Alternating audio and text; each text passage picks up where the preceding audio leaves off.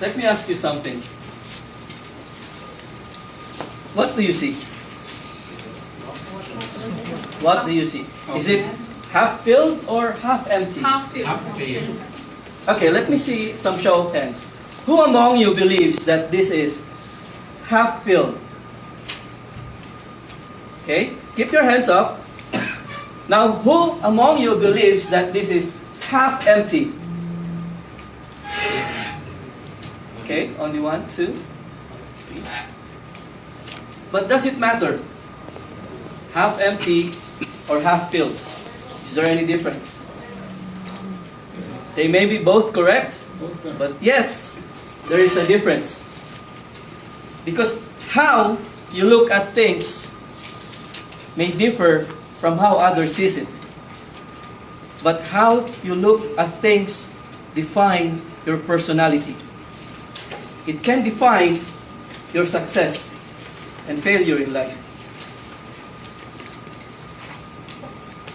Friends, distinguished guests, and fellow Toastmasters, did you know that the part of our brain that holds the negative thoughts is 3 to 4 times bigger than the part that holds the positive thoughts? That is why it's very easy to just be negative on everything else. Just like, for example, when you ask your wife, "Honey, how do I look?" Then your wife will simply just say, "Oh, you look fabulous." Where in fact, she can still add more compliments. "You look fabulous? Come on, she can do better than that." Perhaps she can say, "I really like the tie because it matches your squared face."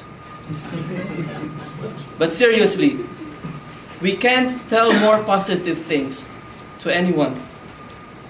That's why Ken Blanchard wrote the book 1 Minute Manager, because he wanted to emphasize the importance of telling someone positive things.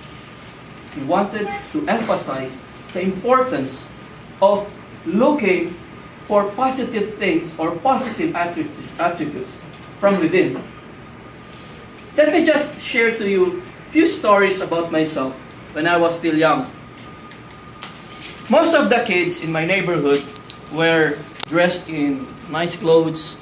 They had this plenty of beautiful toys. And whenever they have occasions, they usually have a lot of food, a lot of sumptuous food. Like they have spaghetti, they have chicken, cake, ice cream, and everything. On the other hand, in our home, it's quite the opposite. But even though we had less means, still I was happy with my life. I still look at the positive things about our lives. Although I may have not dressed beautifully or with pretty clothes just like the other kids in our neighborhood, but still, I can assure you, I smelled very good when I was young. I may have not these beautiful toys like the other kids had, but I was very thankful because I get the chance to play with my sibling and my cousins. And I may not have this fabulous or sumptuous food whenever we have occasions at home, but every time we have simple celebration, I get to spend it with my loving family. When I grew older, as I went to school, I was always surrounded by taller kids, rich and good-looking kids. But although I don't have like what they had, still I look on things that I had and capitalized on it. I may have been short ever since I joined school, but I was fast, I was quick, I was agile. And I always beat my classmates in school performances and activities. I may have not been as good looking as the other kids, but trust me, when I was in high school, I always win the heart of the prettiest lady in our class. I may not have been as rich as the other guys when I was in college. But my faith in myself and my ingenuity and my resourcefulness helped me to finish college and gain my bachelor's degrees. I've earned 2 of my bachelor's degrees at the same year in computer engineering and computer science. Friends, it's always easy to just be negative on almost anything. As I've said earlier, it requires only less of the muscles to think negative things or to say negative thoughts about other people. But friends, if you want to be successful in your life, if you want to reach or fulfill the dreams and desires that you have, first, you have to change your perspective. You have to change on how you look at things. You have to be positive.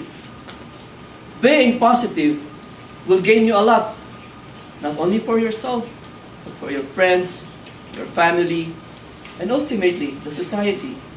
You will multiply the benefits.